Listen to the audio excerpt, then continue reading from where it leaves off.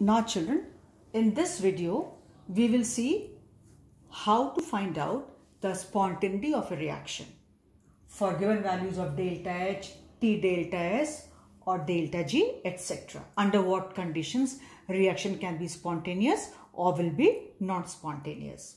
So for this purpose children, we have only one formula to be used most commonly in this chapter, and that is delta G is equal to delta H minus T delta S. Now if they give you value of delta H like this, it is minus, and T delta S is positive and delta G is again negative. So if you put these values here children, delta H is negative, it is negative, fine. Then T delta S is positive, it is positive. So when, and here the formula has minus in between children. So you see when you will open it, it will be minus. So this minus and overall this minus, minus plus will be minus. Ultimately, the overall value of delta G at any cost has to be minus. Thus, delta G will be negative and we can say it will be spontaneous at all temperatures. I repeat, delta H minus given to you, T delta S is positive given to you. With this formula minus, you know it will be negative, and negative will get added up, and under all conditions it has to be negative. So spontaneous at all temperatures. This was first case which I have shown you. Now children, second case, if they give us delta H minus, now second case delta H is minus and T delta S is minus. Now children, with this formula here minus, ultimately what will happen, this will be minus and overall this will be plus. So suppose this is minus A value. So this is overall minus A and this is overall, because we are given minus, so minus, it will be overall this and this, if you calculate, it will be plus. So suppose it is B plus. So, and we want delta G to be negative. So children, if this value is small, then only we can have delta G value negative, because if B is bigger, total value, as compared to minus A, then of course the value cannot be minus. Our B has to be smaller. So in that case, what happens children? Delta S cannot be changed. Delta H cannot be changed. It's only T with which we can make some changes. So to have this value of B lower, which is actually the value of T delta S, if we lower temperature children, so what will happen? The overall value of T delta S, which is given to you here, will be lower. Our B will be lower in value, and overall, if this is low and this is high, our answer will be in minus. Our delta G will be minus, and we can say the reaction will be spontaneous at low temperature. I repeat, if they give you delta H as negative and T delta S also as negative, so children, negative and negative will become total positive. You know very well, this much is basic maths. So if I want this negative for reaction to be spontaneous, our B should be smaller. We cannot change value of delta S. It is specific for a particular transformation, you know, heat of fusion, heat of enthalpy of fusion, enthalpy of sublimation, transformation, what all is there. So T is in our hand, which can be controlled. So if we lower the temperature, so value of this T delta S, which is plus B here, will be lowered, and ultimately the overall value will be minus and our reaction will be spontaneous. That's why I wrote spontaneous at low temperature. Now children, third case. This is given to you positive, delta H is positive, and this is also positive. So ultimately with minus sign, it will be negative. So if I want this value to be negative, means this part should be high, because here we have minus in the formula. So if this value is high, suppose this is A and this is B. So if our B part is higher in value, so because of this minus sign, I can have my value of delta G overall as negative.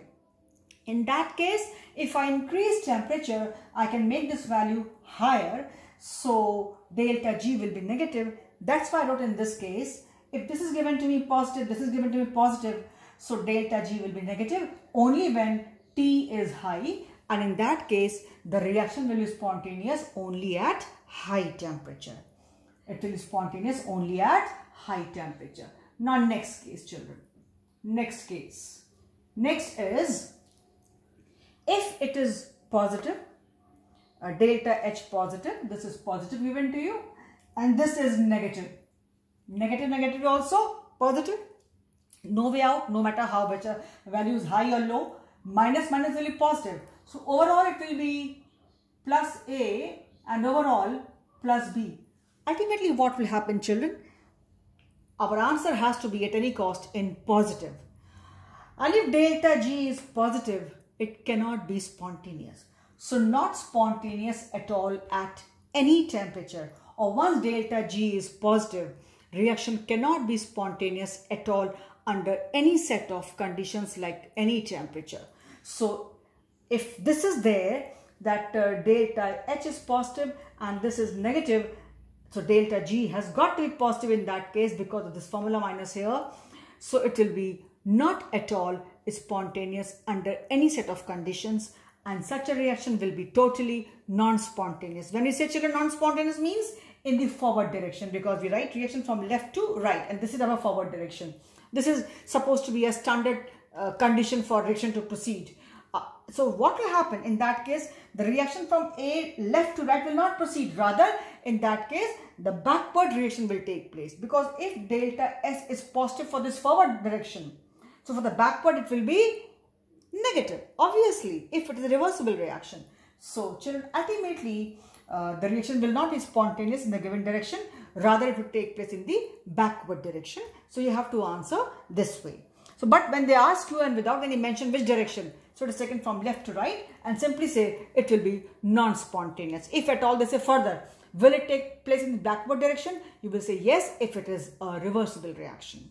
And we also know if the value is 0, reaction will be at equilibrium. So this is what I wanted to explain to children. These are simple things, yet they are asked very often in your competitions also. They give you any one set and then they ask you, will the reaction be spontaneous or which of the following is correct? So reaction spontaneous at high temperature, at low temperature, or say none of the above, or at all temperatures, or non-spontaneous. Any 4 of these conditions will be there, and any one condition. Any one condition they will give you, and any of these 4 points. Only one will be correct. And that you can answer only when you know the basic, the fundamentals, and how we have studied this and how could we reach that conclusion. So I tell you, they can give you only one set of condition, either this, either 1, 2, 3, 4, whatever. And these will be for your options. And then you see whichever goes correct with that particular set of conditions.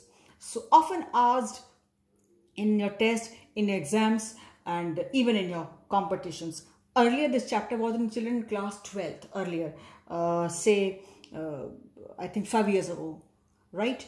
So it used to be asked very commonly in boards, but now it is in class 11th. Children, I tell you, frankly speaking, chemistry of class 11th is slightly more complicated than class 12th.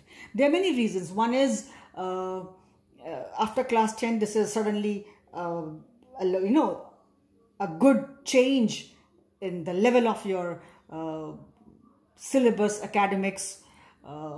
And secondly, by the time you reach class 12, you have understood that things are not that easy and you prepare yourself well. But there, by the time you reach class 12, chapters are slightly better and more commonly you can relate with them. These chapters, it is slightly difficult to relate, particularly this chapter. But yes, nothing impossible, children. Everybody is doing it. We all did it. People are doing it. We have to do it. All chapters are not equally tough and equally easy. This is one of those chapters where it is difficult to relate things. Because as I have always told, number of times I have told that this is slightly different. It's more towards physics and there too more towards mechanical engineering. That's what I have been told by many people. I'm not basically an engineer, so I may not be able to tell you the exact details, but this is what I have been told, and many have told me this thing. This is what I'm telling you. So please prepare yourself for this. Revise this video in the evening again. Practice yourself if it is given what will be the correct answer, and check yourself where you correct. You take one condition and see yourself. Second condition, you see yourself. Answers are given here. You can see for yourself. So this is all for this video.